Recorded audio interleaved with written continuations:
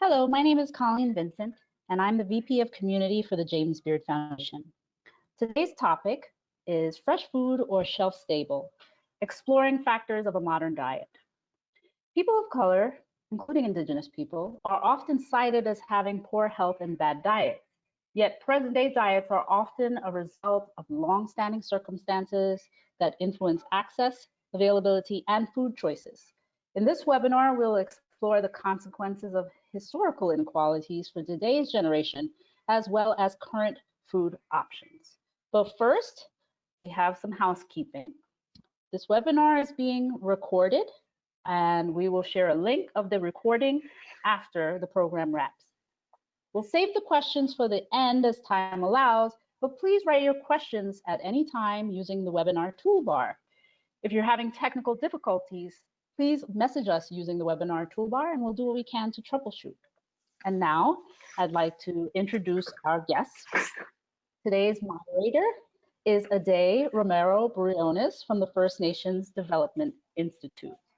Joining her are panelists Dr. Ricardo J. Salvador, Hilary Renick, Noah Wakabush-Cook, and Kalen Goodluck.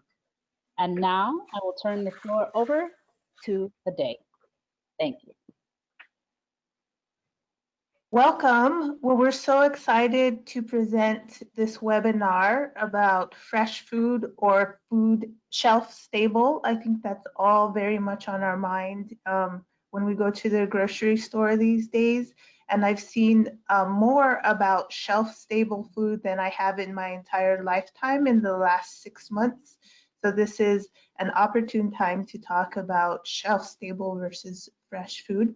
I work for First Nations Development Institute. I run the Indigenous Food and Agriculture Program, and we also run the California Tribal Fund out of First Nations. I'm Kiowa and Cochiti, and it's an honor to introduce you to such esteemed guests who have a lot to say about Indigenous people, diet, and current circumstances.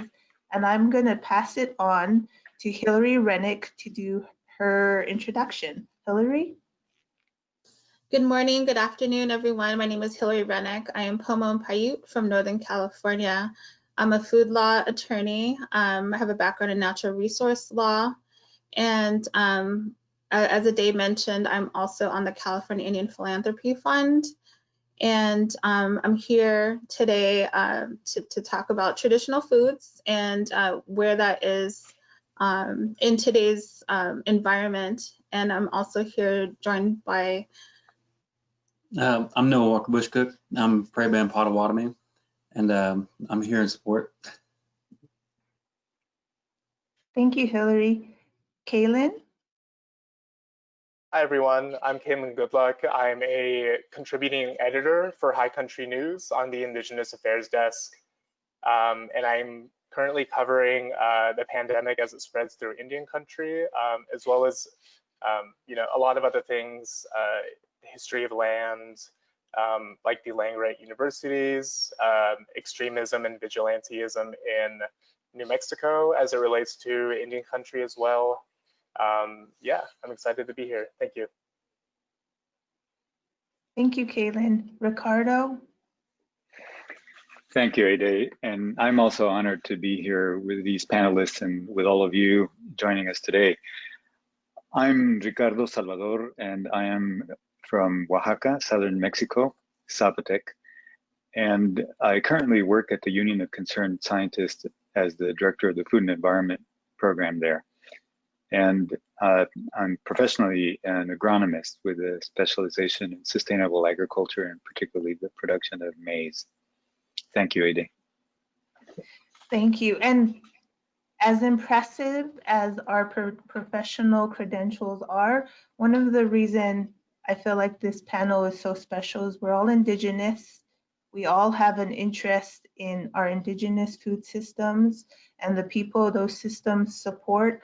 And so I feel like we're all in for a treat today because we get all sides of the coin today.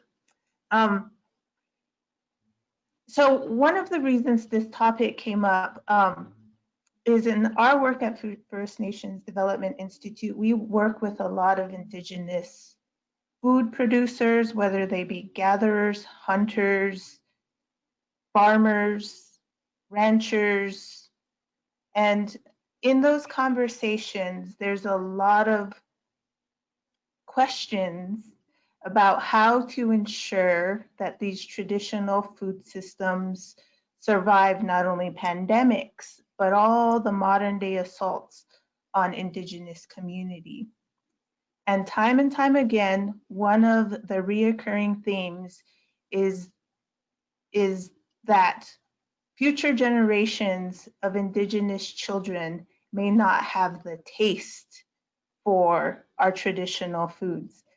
And because of that idea of taste, we decided that we needed to explore what are the factors that make those dynamics real in the taste buds of our children. And through that journey, we not only, I think Indigenous people have always known that there are ways that our taste buds change because of our environment and the assaults on that environment. But even now, the conversation has spread outside of Indian country when we look at the effects of the pandemic and what people are choosing when they go to the store. Do you choose the fresh foods? Do you choose the canned goods? How do you move food across the country in little times without supply chain logistics? And so we see a lot of conversations around shelf-stable foods.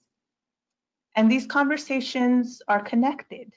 And so I have a couple questions for our panelists, but the idea is that we would have a conversation today, not only about shelf-stable foods, but the history that leads up to the choices of those shelf-stable foods.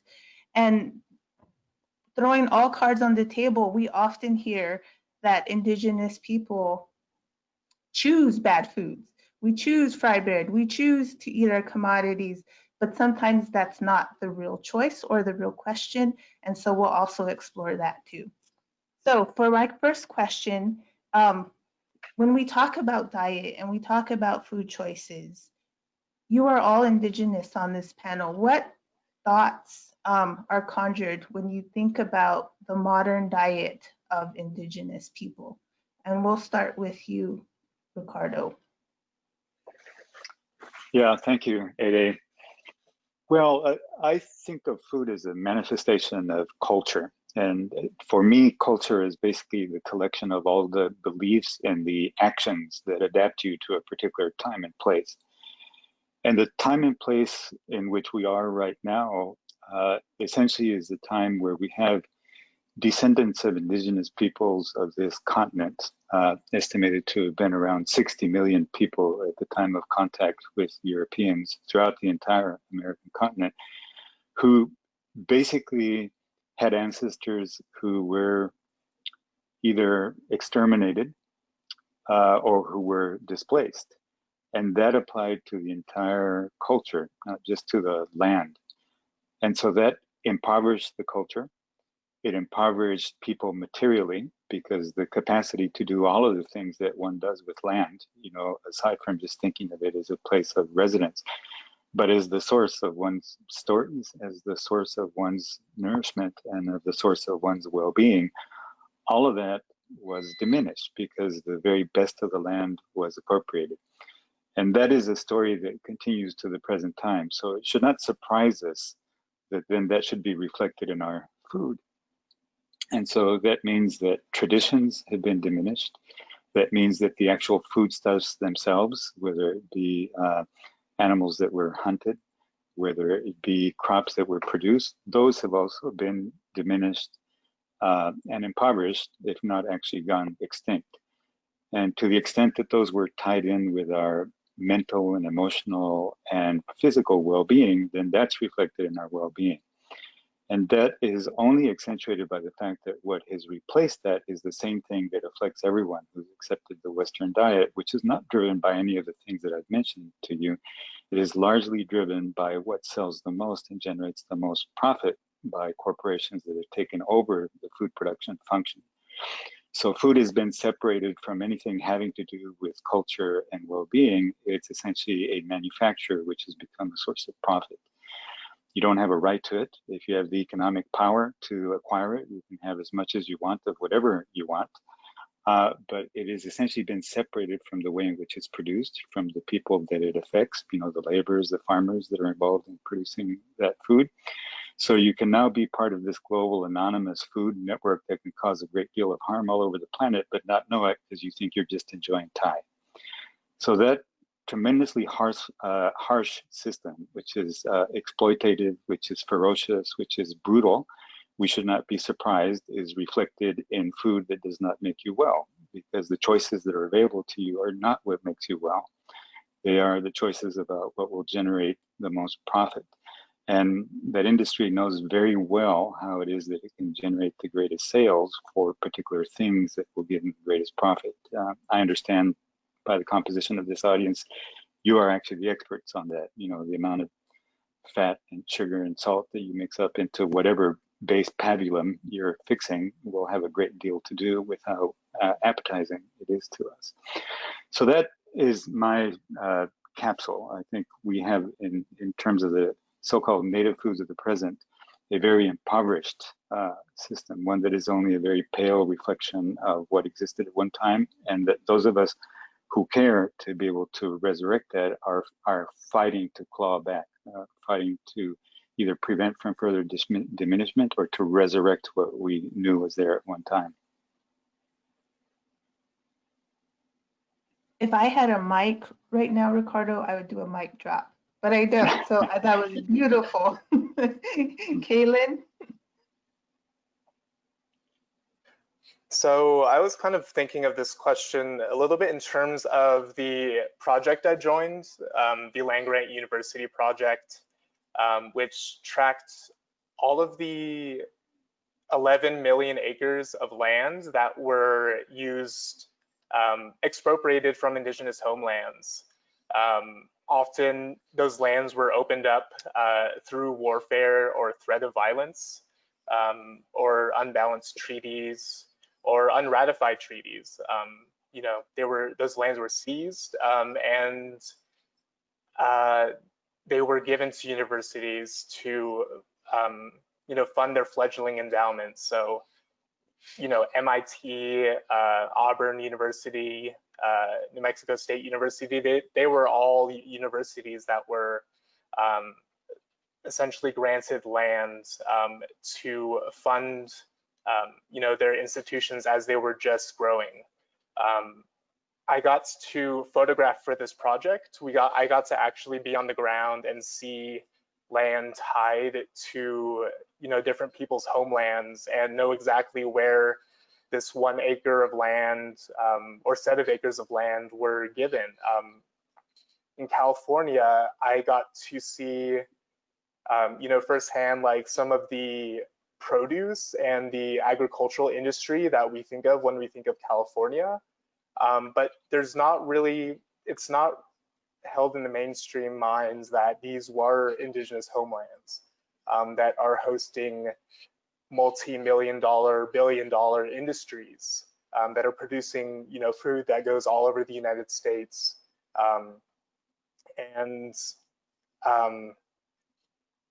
A lot of the tribes who were displaced from their homelands during various moments of colonization, they weren't, you know, they would, you know, have subsistence hunting or gathering practices that they were no longer allowed to do, and were put onto reservations. You know, they tried to make them farmers, and they were given rations, you know, and ultimately a lot of those kinds of projects failed and were unsustainable for those tribes. So they would have to let tribes go back to their homelands, you know, get enough food for winter, and then, you know, were made to return back to the reservations. So that's kind of what I was thinking of in these historical perspectives of, you know, really trying to trace and understand how lands became, you know, owned by industry, or lands were, you know, in neighborhoods, and, you know, the diets that we now eat today. Thank you, Kalen. And where can people find this research that you talk about? Yeah, it's on High Country News's website. I think you can explore like an interactive map that shows exactly the homelands and the universities where land is granted to. I believe it's called landgrabu.org. And then there's a whole feature story that Tristan and Robert Lee wrote, and it is just kind of a magnum opus sort of story, and it's kind of mind-blowing to see, and I think you all would definitely enjoy it if you're interested. Thank you. And I would add, I think every one of us on the webinar is a graduate of a land-grant university, which is very ironic. We're Indigenous people who are graduates of land-grant universities. Hillary? Yeah, so, you know, I'm really glad that Dr. Salvador opened it up on the how we're looking at the global food system, the whole food system network, which is often looked at as consumerism and globalism, but often overlooked is the fact that there's our indigenous lands are being exploited, have been exploited, and are still being exploited.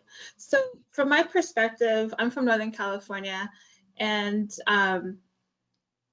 in my experience, I'm trying to revive the indigenous food, the trade network.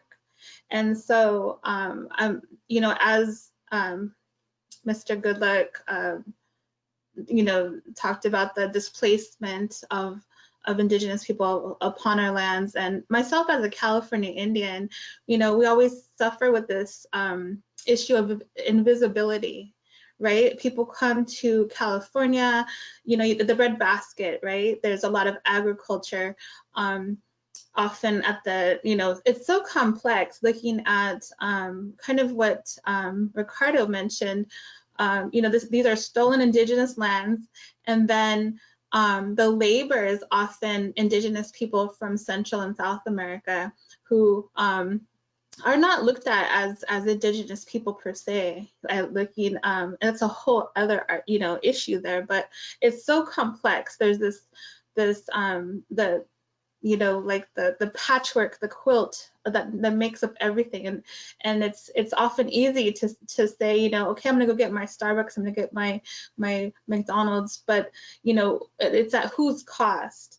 Of course, the nutrition that we're lacking in these fast foods and everything is also attributed to so much more that we're that people, it makes them uncomfortable, right? It's easier just to scroll through your phone to look at something else, because once you start getting into the meat of the exploitation of the land, off of labor, off of just the food and where our food comes from, it's uncomfortable. And but in Mendocino County, where I'm from, many of our people still retain our indigenous foodways. And I'm very thankful that I come from a family that resisted on both sides of my family, my Paiute side and my Pomo side. I come from, my grandmothers were born prisoners of war of the United States government. And what that meant to me was that there's that duality, the duality of who we are as people, the respect, the covenant that we have with our land where our ancestors are buried, the land that the placenta to our children are buried, and redwood trees grow. You know, just this interconnected, you know, from our birth to our death, we are connected to our land. Our land also nourishes us. How do we nourish it? I'm near the coast, right? So I have the ability to get seafood. I have the ability to care for my elders by going out, regardless of, you know, the local laws, what pertains to them, but I am able to go get our traditional food when people are sick, as this COVID era is upon us, I'm able to provide traditional food in a traditional manner without, picking and choosing when I want to get into, the food commodities. Like my tribe right now, they are delivering fresh food with a mix of food commodities to tribal members. Just being able to go out upon our land and also trading. Right now, I'm at one of my friend's house, and just that trade network still exists, which is beautiful. It's a beautiful thing, right? 500 years after, the beginning of colonization of the Western Hemisphere, we still have traditional food networks. We still have medicines that people go and gather. We still have connection to this land that is so beautiful. You want to talk about anything?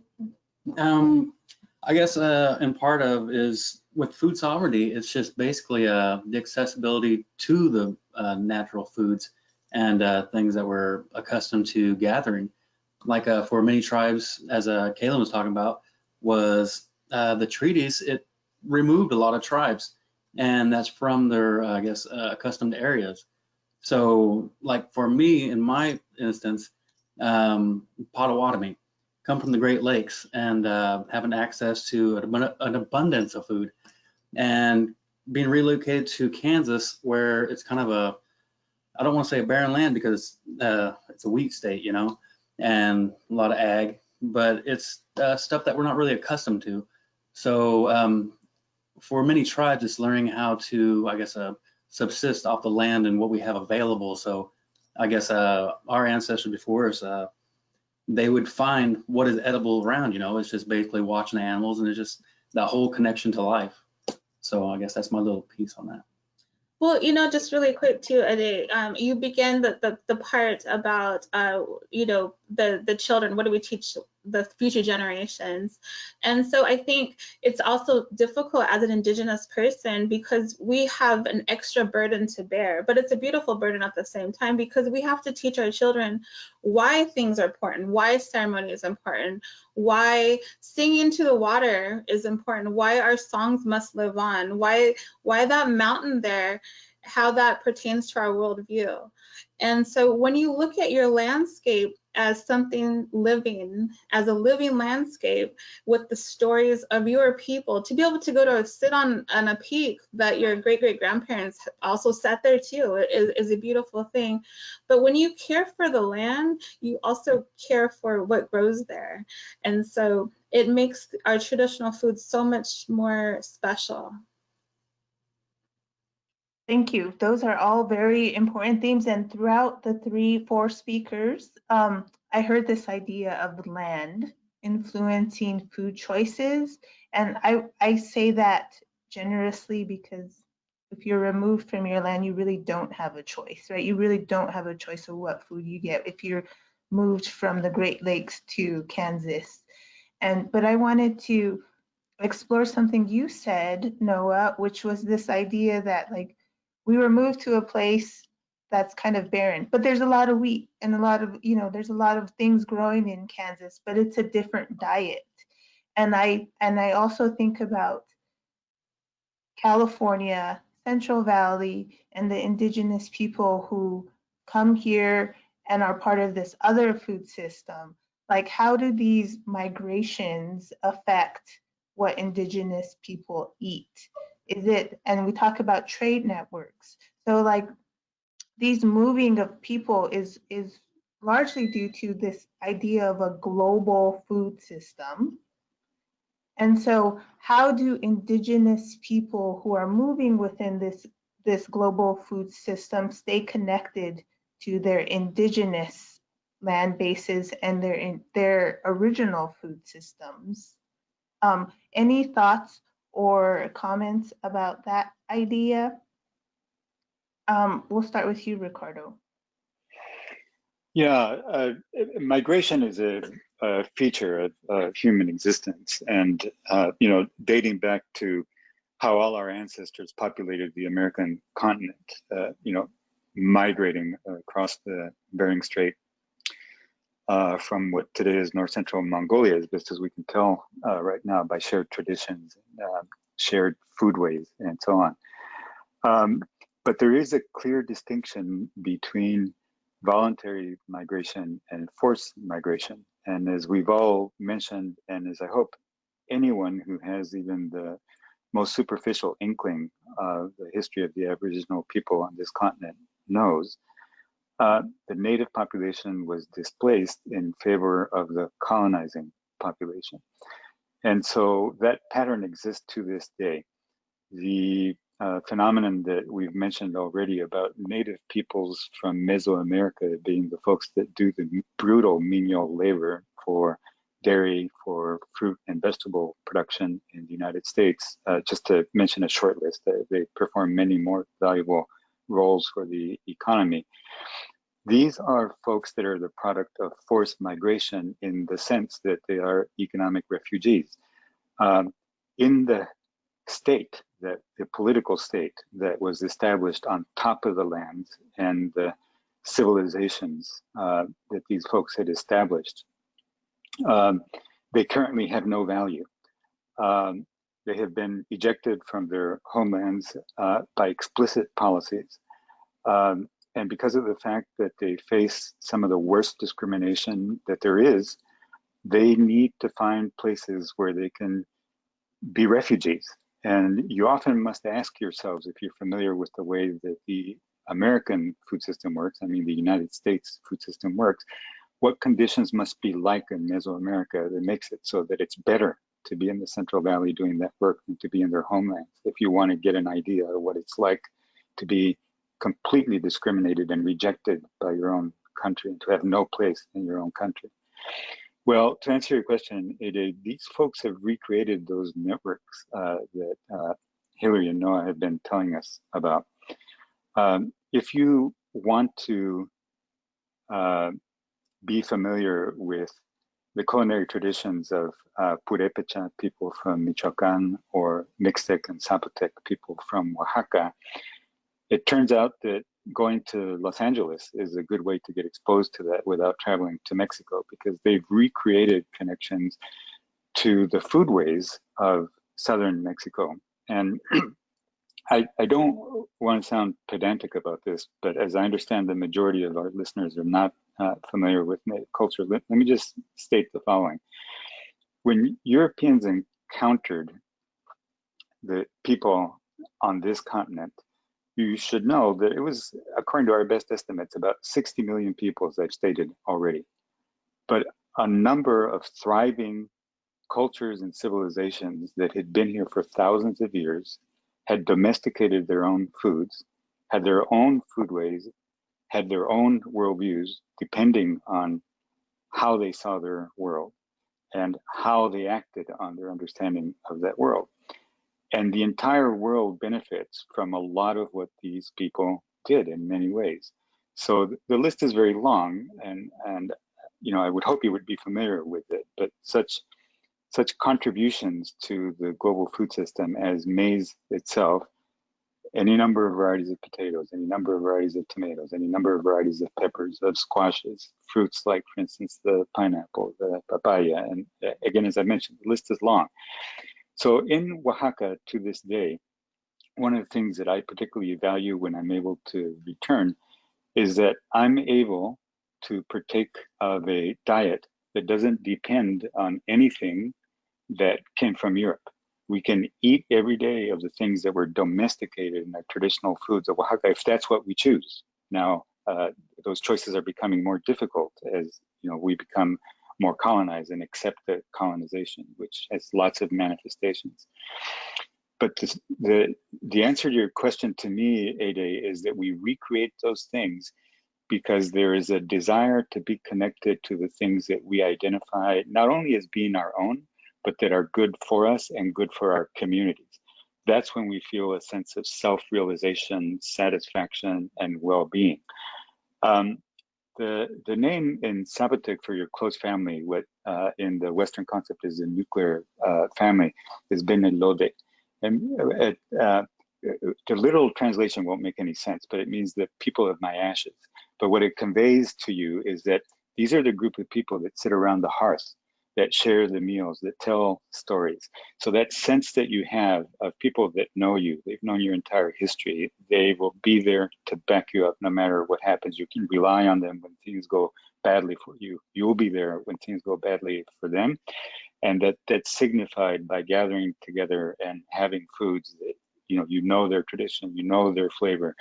That all is basically sealed by the food tradition. So wherever we go, that's what we try to recreate. We may not have the hearth, but when we gather around either the breakfast bar or the dinner table, the things that remind us of who we are as unique people and who we can really count on, those are the things that we seek. So those same foods, those same broths, the corn-based meals, the tomato sauces, the pepper for the flavoring, all of those things are the things that we desire. And that's why we go to the effort of recreating our own networks to trade those things. So between Los Angeles and Oaxaca, that is active, not necessarily because there's the food value chain. There is that as well, for the traditional food system. But the native peoples trade the flavor of the spices that they like and the corn that is edible and reminds them of their homelands, because that's actually where we have our identity and our security. I think that, you've touched on some very, very critical ideas about indigenous food systems. On the first question, we talked a little bit about our disconnection from our lands and how that affected our diet, but you brought us back to saying that it's the food that seals us together. It's the food that makes community.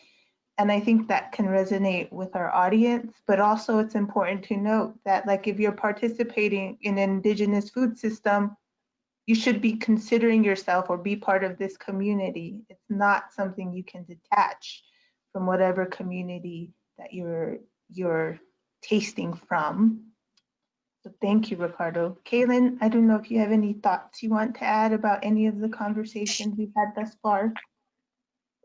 Yeah, I think I'd like to add, there's indigenous peoples and indigenous movements. I think just from what we've seen recently, they've been really on the forefront of not only like protecting, lands from, environmental disaster or desecration, even trying to block the border wall that our president is trying to build. But they've also been on the forefront of trying to, save endangered species or even reintroduce species to the land that were also native. I wrote a story earlier this year about the Pyramid Lake Paiute tribe, and they were working with the state in a really nice, healthy partnership to reintroduce the bighorn sheep to their lands and to their lake. And they really have a robust science and policy system, to help that bighorn sheep grow there again. And which hasn't been cited there for more than 100 years. The tribes have also been trying to save and successfully saving, at least by law, grizzly bears from hunting. There's been a massive push by groups like the NRA and Safari Club International, to hunt these animals, as well as grizzly and buffalo. Tribes in the Southwest are also fighting to save endangered species of fish. So it's really kind of this amazing effort to restore species and lands and habitat, and to renew taking care of those things that have almost been taken away by the colonial powers that be. And that's kind of what I think about when I think about like displacement, but also these really strong efforts to bring things back. I think that's right on. When you move an entire people, you also move that food system, right? So that food system follows however they participated in, whether that be the sheep, whether that be the fish, whether that be the plants. When you move an entire people has cultivated that community for such a long time, those things also move. And so I think you're right on. We're seeing a resurgence of environmental interest in some of the endemic and indigenous ecosystems, and that is tied to our eating for sure. Hillary, do you want to add anything to the conversation? Well, I think I really appreciate the whole conversation again with Ricardo bringing us to the hemisphere level, and then Kalen with specific examples. And of course, you know, my primary area that I could only speak to is the one that I'm part of in Northern California. And you know, also we're a land-grant university graduate, right? Our stolen lands, and then some places, you know, just continue to be exploited. You know, in California, the gold rush, the land rush, and then just again, as a California Indian, the frustration of so many issues, so many people, and just the invisibility. It's off, you know, having worked at different levels, people are still in this current era surprised that there's California Indian people that still live upon the land, that still, you know, gather acorns, go fishing, shellfish, go to the mountains, you know, even with the current state of affairs, going up to sacred sites, and finding that they're so packed with people from large urban areas that don't necessarily respect Indigenous people, don't necessarily even know that we still exist. You know, it's kind of like we're in the like a fairy tale. We're the unicorns. We're the and we're the past. We're not in the present, and they definitely don't think we're in the future. But going to places that keep our spirit healthy, the things looking, you know, going to like Mount Shasta, we went to waterfalls, you know, places that should be quiet, you know, but they're so filled with tourists, teeming with tourists, you know, like the Statue of Liberty, teeming people, right? All these people teeming, they left where they came from, now they're crowding us out, and we're trying to just eke out an existence and maintain our culture where we can. Because one thing about, you know, Indigenous peoples, we are resilient. You know, from those of us that, you know, my tribe, the gold rush between, you know, 1830 and 1880, over 90% of our people were intentionally gone. They're exterminated. You know, that was the policy, the federal policy and the state policy.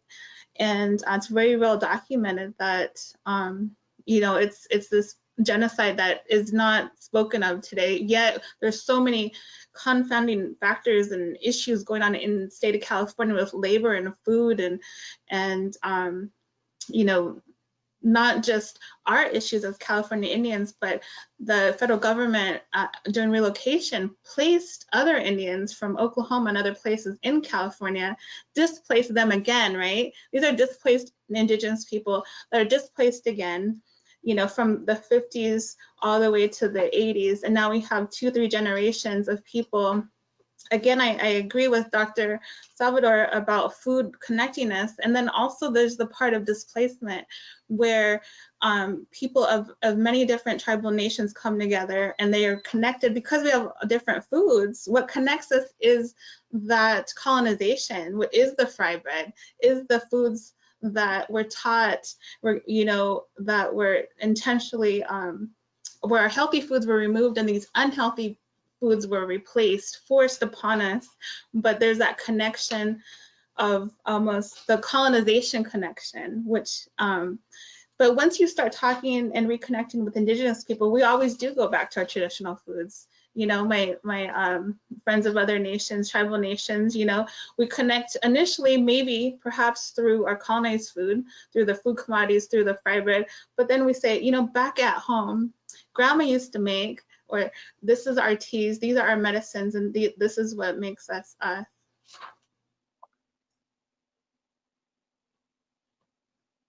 Noah, do you have anything to add?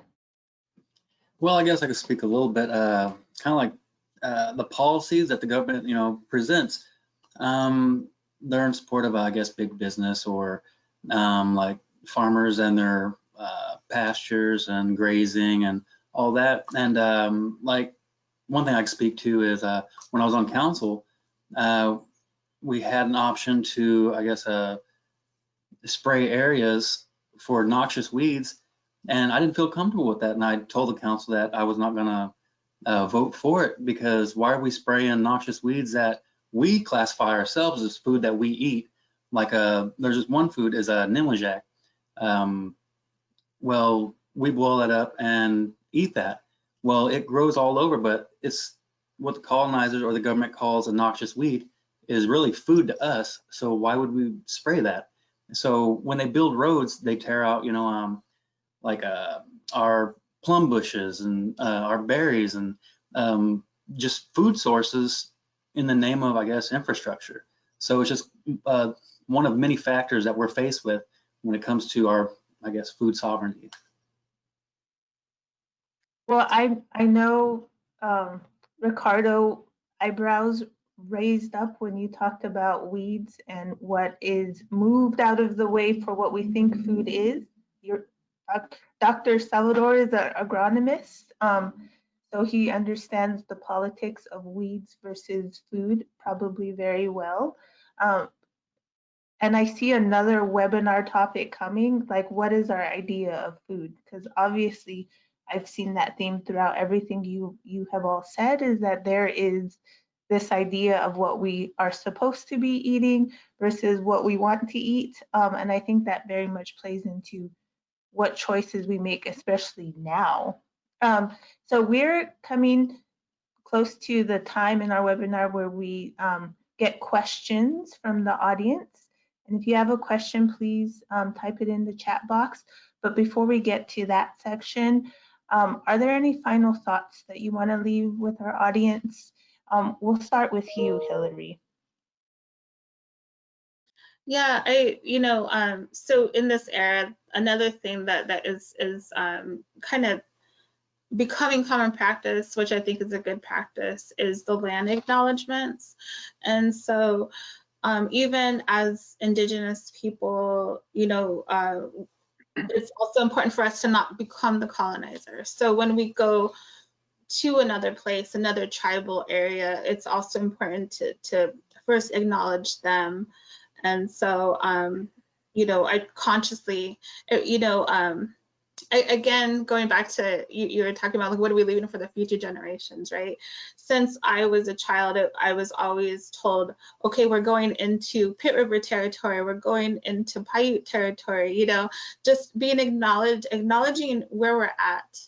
And, my family being very connected, going, across borders, not saying, oh, we're going to Canada, we're going to go visit, this tribe, we're going to ceremony, we're going to go pray with these other people because we have, broken bread, we have prayed with these people for generations, we've played hand game with them. So just all that connection to land, and then also making sure that you are leaving a good footprint for that next generation so they don't have to recreate the wheel, so like trying to be a good ancestor, acknowledging the land, the food that grows there, looking at the landscape as it's so valuable, right? Some people look at out the window and say, oh, there's nothing out there, right? But there's always something out there. There's medicines out there, there's teas out there. You might not need that medicine that's growing out there, but somebody around you might, so it's always important to know how you could use what, but I mean, I guess that's even a bad word, how you could pay that plant respect and leave an offering for it too, to thank that plant for being there to heal you or one of your loved ones.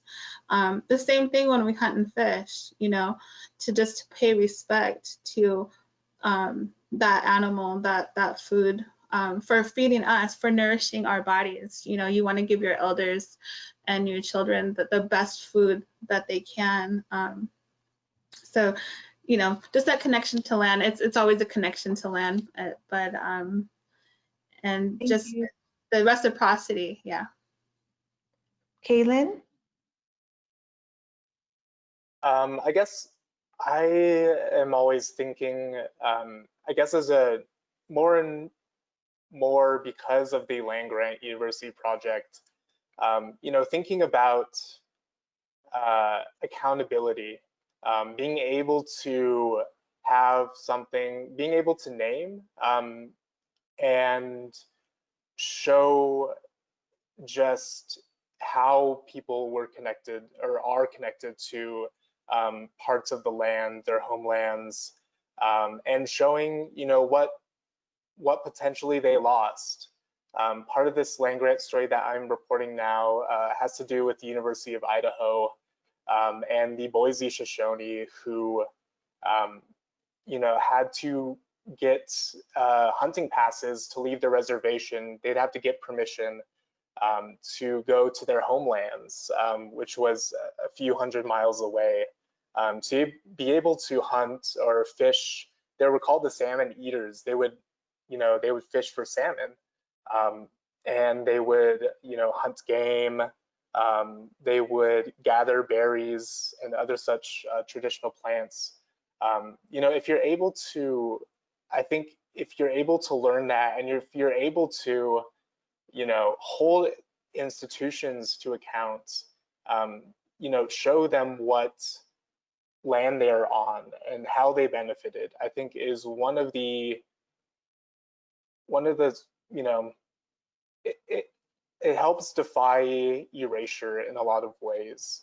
And it, you know, destroys myth that, you know, I see every day in stories about Indigenous peoples where it's just another plight story. It's about, you know, poor statistics and poor, you know, chronic disease and health and underfunding. You know, those statistics are there for a reason, but no stories go beyond them to really show, you know, the institutions that created and made those things possible, to be able to take so much from Indigenous peoples.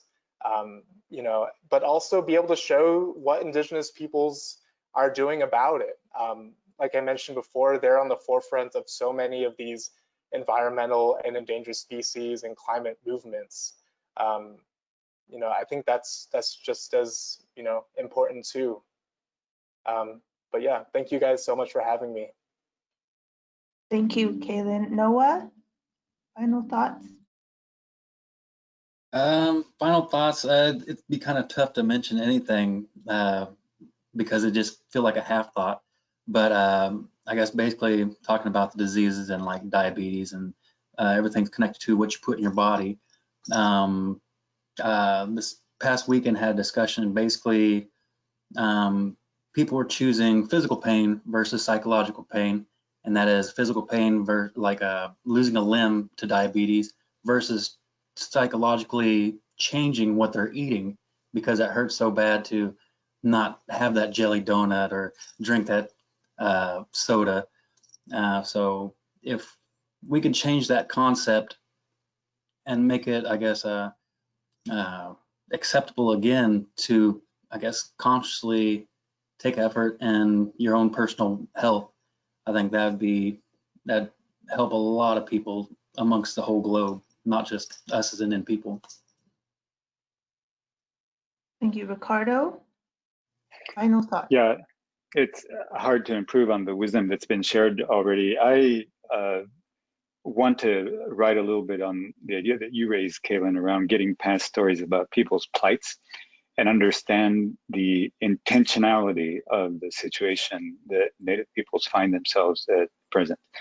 And so let me tell you a story. When I announced in, around that hearth that I was coming to the United States to study, My aunties were just aghast. And I won't tell you the full story, but here's the punchline that's relevant to this conversation. One of the things that they said, which at that time I didn't understand, I thought that they were being ridiculous, is they said to me, "Oh, my poor dear, you're going to get sick. How are you going to live? They just eat dead food. Nothing is alive. Everything is frozen. It's in plastic packages." That's the thing that I didn't understand at the moment. It was a world that I didn't know because we ate everything fresh. We went for it every morning. All of us were involved in doing that. Now, the reason why I'm telling you that is that there is a very intrinsic belief in Zapotec worldview that your health is directly related to whether the environment that you're in is healthy or not. Your home, the community, the physical environment that you're in. And if it becomes sick, then you're going to be sick. Nobody is surprised by that. And it turns out now that that's a very sophisticated conclusion of the vanguard of public health studies all over the world in Western science. It's called the Ecophysiological Model. And it's referred to in very lofty terms as basically the determinants of public health. And so there's a lot of scholarship around enumerating what all those determinants are, but it basically has to do with the realization that the totality of our environment is constructed. So I've gone through all of that basically to say, we need to overcome the myths about natives being ill because they're not entrepreneurial, because they make poor choices, because of the fact that they don't work hard, and ask ourselves, what is it about the laws, about the economic beliefs, about our daily behaviors that allows us to create scarcity out of abundance so that some of us are deathly ill, live decades less than the rest of us, and suffer throughout their entire life because of the fact that the choices that we've constructed for them are different than the choices that we construct for ourselves, and the choices that we construct from ourselves are directly taken from what these folks contributed to the wealth that the entire planet could otherwise have. I'm just going to pause right there and let that all sink in because I couldn't have said it better. Like, wow, Ricardo, like you blow my mind every time I hear you talk. But I do want to reiterate the model that you spoke of. What is it? The ecophysiological Model. Ecophysiological model. I'm going to look that up. Mm-hmm. Thank you for your final thoughts, but before we go, we do have a couple questions. And on these webinars, I always ask my favorite question at the end, so bear with me. The first question from our audience for you all is, are there anything chefs specifically can do to help Indigenous people? I have a quick thought, and it relates to something that Hillary mentioned, which I think is different among non-native people than it is for native people. I recognize that the honor that it is when you go to other people's territory and you acknowledge that. I have noticed that practice among white folks, and here's the reason why it's different.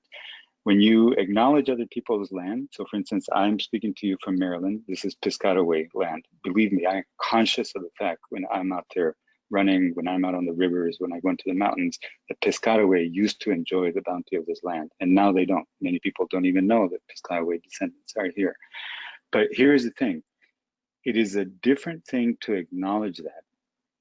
And then after you've acknowledged that, you still have the land, they don't have the land. You still have the generations of wealth building, they still have the generations of poverty that was extracted from them. There was nothing changes just because of that acknowledgement. So by all means, acknowledge the original stewards of land if you intend to do something about the fact that they were done a great injustice that benefits you now. So I mentioned that in response to what chefs can do, because obviously there was this whole question that we haven't even touched here around the appropriation of cultures and foodways. That's possibly a sequence of completely different webinars. But the short thing that connects this for me is do whatever you can so that you can consciously improve the well-being just in the sense of equity, undoing generations of injustice to the stewards of the land that you're on right now. So it isn't sufficient just to put out a fancy plate that says, here's a native foodway, we're honoring it because we're recreating it with a modern flourish. It's $150, thank you very much. How does that connect to the well-being of the people who created that wealth and those ideas? Unless you connect those two sorts of things, just don't bother with the land acknowledgements, please. I think just to add to that point, I think I've seen a lot of chefs, non-native chefs from the United States go abroad, you know, learn the food ways of another culture, and then come back and write a cookbook. I don't think that's exactly appropriate, and I think it would just echo a lot of what Ricardo said. I think learning and sharing and, you know, mentoring is always, you know, a positive thing.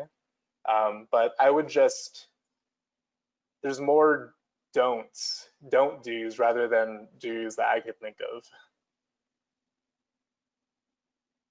Thank you, Kalen. And Hillary, I'm going to start with you with my favorite question when I have a panel of Indigenous people. So tell me what your favorite Indigenous dish is. So everything's interconnected, first of all, right? But I really do enjoy cooking salmon on sticks because it brings people together. And even when other tribal people come in that aren't from my tribe necessarily, they come and they stand around, they start sharing their stories, kind of almost like a meal kind of thing. So people feel comfortable, the fire burns in, you know, until the evening, the coals, and it creates community. I couldn't describe an Indigenous food system any better. It's a meal of stories. Noah, what's your favorite Indigenous food?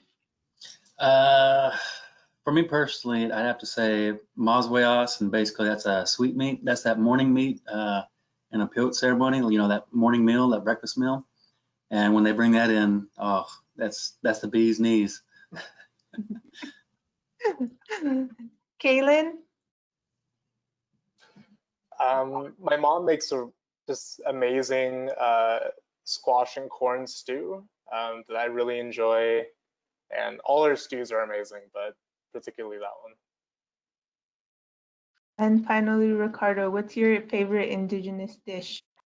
So this is so Zapotec. It's actually even just very specific. Mountain Zapotec, northern district of Ixtlan Zapotec. So it's basically a version of the tamal, which most people would be familiar with, and for the chefs who actually care about these sorts of things, you know, it's basically a corn dumpling. But before you steam it, what you do when you've laid out the corn dough, you spread a thin paste of bean that's been mashed, and this would be black bean. And then you actually make the dumpling, but you flavor it with a little bit of avocado leaf, which gives it a real minty flavor. So imagine the flavor of the maize, and then the flavor of the bean, and then that minty note to it. So that's a succulent dish. It's only for special occasions. But I want to add on to what my brothers and sisters have said, that the flavor of the dish is just one part of it. The entire meal is the family and the community around you, and the feelings and the stories, the happiness, the rootedness of all of that. But that's my favorite one. It's been an honor to share this hour with you, and I'm so glad that it's my lunchtime because you've made me all very hungry, and thank you so much for spending part of your day with us. Thank you, everyone. Thank you for having me. Thank you, everyone. And on the behalf of the James Beard Foundation, I want to thank you, A-dae, and the First Nations Development Institute, Mr. Goodluck, Dr. Salvador, Ms. Renick, and Mr. Waka. I got it someplace. Hold on, I'll say it. Waka Bushnek Cook. Washa bush cook. Got it, right? Waka bush cook. I got it. Thank you. Thank you for indulging me. And so thank you all for joining us today and learning about these rather important topics. Please feel free to continue to send us questions. I'll be sure to forward them and stay tuned for our continuing series of industry support webinars.